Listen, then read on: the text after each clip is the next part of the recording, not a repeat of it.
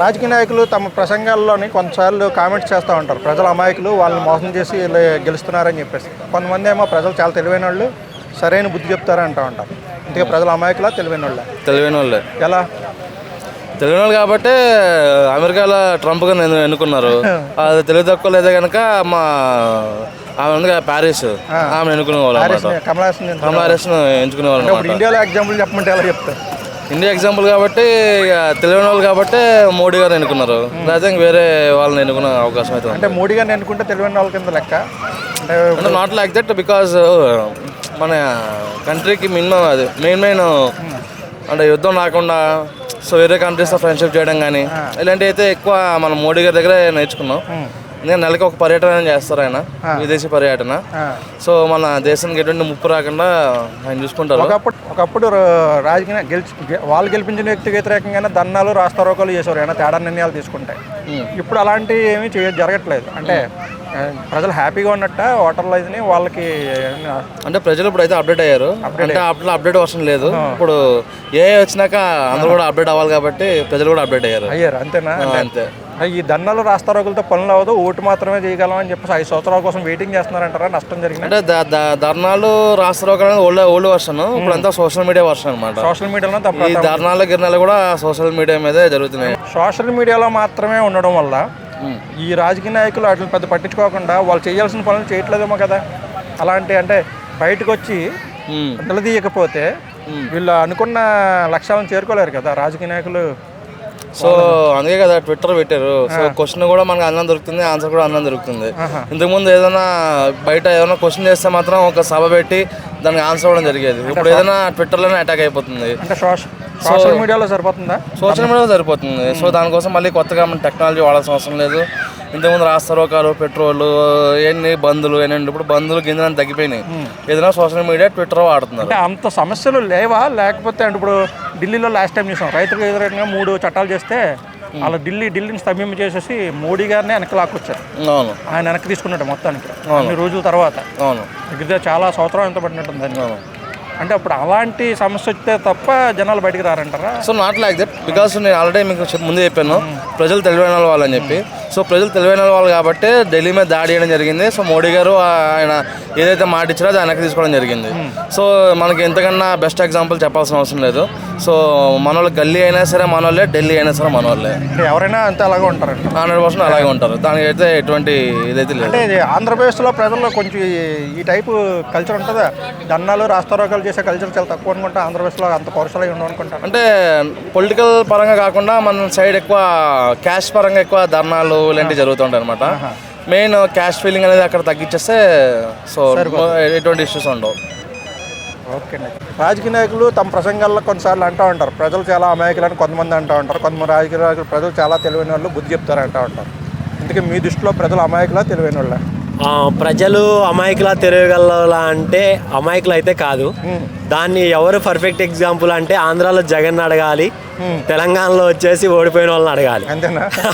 అప్పుడు ప్రజలు నిజంగా అమాయకుల అనేది వాళ్ళకి క్లారిటీ తెలుస్తుంది. ఎందుకంటే ఇప్పుడు ద్రావిడ్లో ఎక్కడైతే చూసుకున్నారో వాళ్ళని రొటీన్కి ఎవరు గెలిపించరు, చేంజ్ చేస్తూనే ఉంటారు. నెక్స్ట్ ప్రతి 5 సంవత్సరాలకి నెక్స్ట్ కూడా ఇక్కడ గవర్నమెంట్ మారుతుంది, అక్కడ గవర్నమెంట్ మారుతుంది. ప్రజలు అనేవాళ్ళు అమాయకులు అయితే కాదు. అంటే 5 సంవత్సరాలకు గవర్నమెంట్ మారుతూ ఉండాలా ఏంటి? 5 సంవత్సరాలకు గవర్నమెంట్ మారినప్పుడు మాత్రమే కరప్షన్ అనేది తక్కువ అవుతుంది.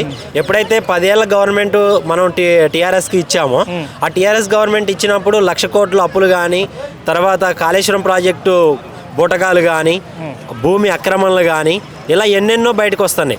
అదే 5 సంవత్సరాల అధికారంలో ఉన్న వాళ్ళకైతే చాలా తక్కువ దోసుకోవడానికి అవకాశం ఉంటుందని నా నమ్మకం. మీరు చెప్పిన లాజిక్ ప్రకారం అయితే 5 సంవత్సరాలకు ఒకసారి గవర్నమెంట్ మారిందనుకోండి, ఈ 5 సంవత్సరాల పాటు ఒక నాయకుడు ముఖ్యమంత్రి మంచి పనులు చేశాడు, అతన్ని ఓడించేస్తే ప్రజలపై అతనికి విశ్వాసం పోయి నెక్స్ట్ టైం గెలిచినప్పుడు ప్రజలకు ఏమి నిజంగా అలానే రాజకీయ నాయకుడు అనేవాడు 100కి 100% చేస్తే అది ఎవరు ఓడిపించరు.